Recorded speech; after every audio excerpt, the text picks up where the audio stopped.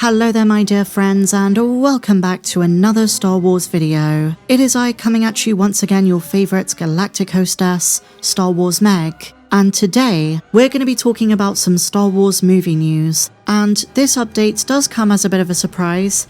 There is a slight conspiratorial aspect to it, but I want to see what you guys think. So, let me first set the scene. The cancelled Hunt for Ben Solo movie. It's still trending. After the big reveal that we had from Adam Driver at the end of 2025, some Star Wars fans are still very vocal about it. And 2 days ago, I warned you guys that I was going to be including it in an upcoming poll. I finally released it in the community tab last night, and I asked you guys a very simple question. Which cancelled Star Wars project do you want to see? And while I didn't include every option, and I know some of you guys didn't like that, but YouTube only gives you like 4 or 5 boxes, so I was limited. I couldn't put everything in. I couldn't put Rogue Squadron or Star Wars Detours, but I put The Book of Boba Fett Season 2, Hunt for Ben Solo, The Acolyte Season 2, and Del Toro's Jabba the Hutt movie. Now, I don't know how significantly the poll has changed, but when I last checked it, Book of Boba Fett Season 2 was leading, and in second place was The Hunt for Ben Solo. And for the last few hours,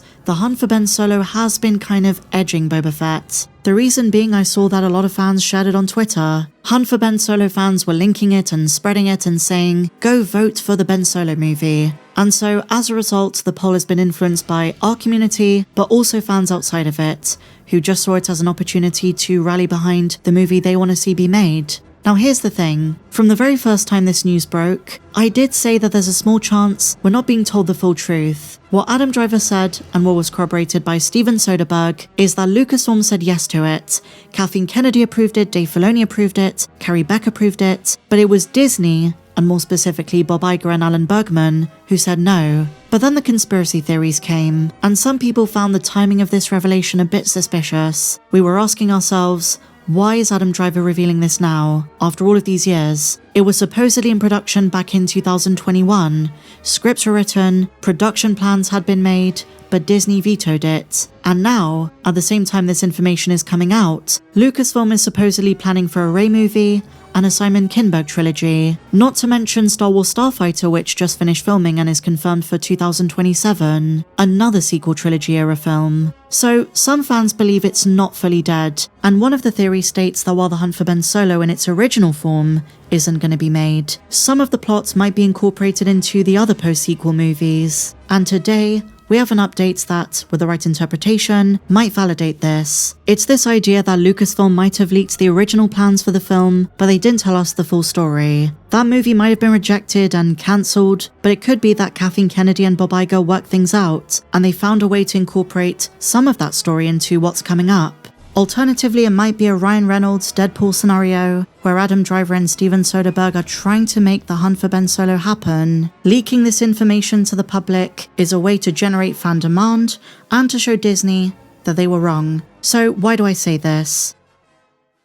Steven Soderbergh has revealed his watch list for 2025. Everything he read and everything he watched. And interestingly enough, in the months leading up to the public revelation about The Hunt for Ben Solo, there is a ton of Star Wars on his list. He rewatched the sequel trilogy a couple of times, The Empire Strikes Back, and read The Making of Star Wars. Not to mention he watched the entirety of Skeleton Crew. And I've been taking note of the way the media has covered this, and the overwhelming consensus has been that this sheds some light on the timeline of the making of the Ben Solo movie. That as recently as early 2025, a year ago to the month, the movie was still in the cards. But, sorry to break the narrative, but this really doesn't add up. Adam Driver said, early talks for The Hunt for Ben Solo began around 2020. That's when he went to Kathleen Kennedy and said, look, I don't think Ben Solo is dead. Then it was until 2021 that any concrete plans actually came about. Driver, Soderbergh and Scott Z. Burns worked on the movie for 2 years.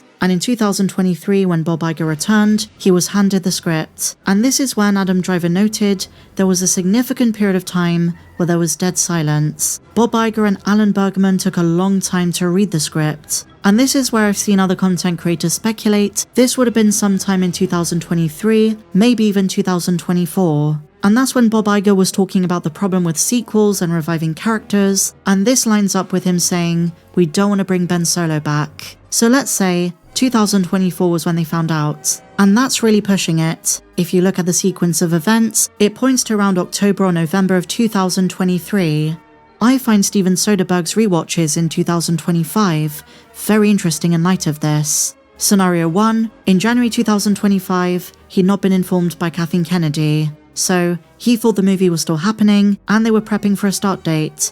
That's why he's rewatching all of this Star Wars. Scenario 2, he'd already found out it was cancelled, he was bummed out, and these rewatches are just a coincidence. Or scenario number 3, which I think is far more interesting, he might have already been told the movie was cancelled, but they didn't entirely scrap his plans. Like I say guys, just a conspiracy, but let's go down this rabbit hole and see where it leads us. Because two things can be true at once. The hunt for Ben Solo movie is dead. But because he and Scott Burns spent so much time developing the film, Lucasfilm kept them on, maybe to be involved in Simon Kinberg's episodes 10, 11 and 12, or Sharmina Obaid-Chinoy's new Jedi Order movie. Both things can be true at the same time. And here's what really stands out to me. On social media, since the info came out, Steven Soderbergh expressed his grief and said he was so disappointed the movie was canned. And a bit like Gary Whitta's reaction to the original Rogue One, once creatives are let go by Lucasfilm, they often go through a grieving process. Some of them, even if they were fans, detach themselves from the franchise. They say they can't see the films in the same way ever again, because they got really close to it,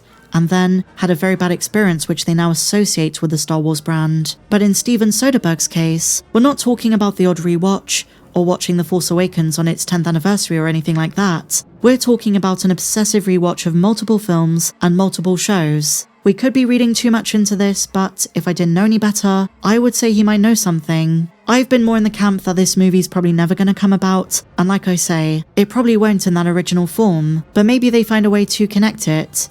Maybe Ben Solo's Force ghost, finding a way to get Adam Driver involved, and his character leading Rey in the new Jedi Order. Something along those lines. The one thing they might ditch is how they bring back Ben Solo from the dead. That was the problem Disney had with the script. They said, the character is gone, there is no way to tangibly bring him back, even if he's a Force dyad with Rey. It's not been a problem for other Star Wars characters, but if they find a way to make it work, they did that stuff in the Kylo Ren comics, the recent Legacy of Vader run, where Kylo goes to the netherworld of the Force. So maybe Lucasfilm has a way to make it work, and maybe they bargained with Disney and settled on a way to do it where they found it a reasonable explanation. All conjecture, of course, my friends, but as I said, I don't want to rule out the possibility of them recycling certain aspects of the script. But something else to note about this update are the specific Star Wars projects he watched. He didn't just do a chronological rewatch. Funnily enough, the specific films have relevance to the hunt for Ben Solo. Obviously, the sequel trilogy, that connection is very apparent. It's the movies with Kylo Ren, and here's a bit of information that went under the radar a few months ago. The Empire Strikes Back is the movie that most inspired the hunt for Ben Solo. So Steven Soderbergh's 2025 Star Wars watchlist is very targeted. It seems like the hunt for Ben Solo is either still on his mind, or there are plans to bring aspects of it back. Not really sure at this point, my friends, but I do find updates like this worth talking about because you never know if they're going to be relevant in the coming years. If that ends up being the case, we can look back and say, the signs were all there, and I have to give it to the Hunt for Ben Solo fans. Their passionate activism and their continued push for the film has been more impassioned than for 90% of what's coming out. In a statement given to AP News, Soderbergh said the Hunt for Ben Solo would have had a handmade and character-driven quality that harkened back to The Empire Strikes Back, which also happens to be Adam Driver's favourite Star Wars film. And this might just be anecdotal, but Sean Levy recently said that his Star Wars movie Starfighter was inspired by Episode 6, Return of the Jedi. So maybe in some kind of weird mission statement, Lucasfilm wants all of their post-sequel movies to be reminiscent of the original trilogy in some way. It's a weird coincidence because last week, Daisy Ridley said her favourite movie is A New Hope. But with all of that said, my friends, those are all the latest updates for the sequel or post-sequel movies. Share your thoughts on them in the comments down below. And if you enjoyed this video, guys, please be sure to give me a big fat thumbs up, subscribe if you're new, check me out on socials, and may the Force be with you, always.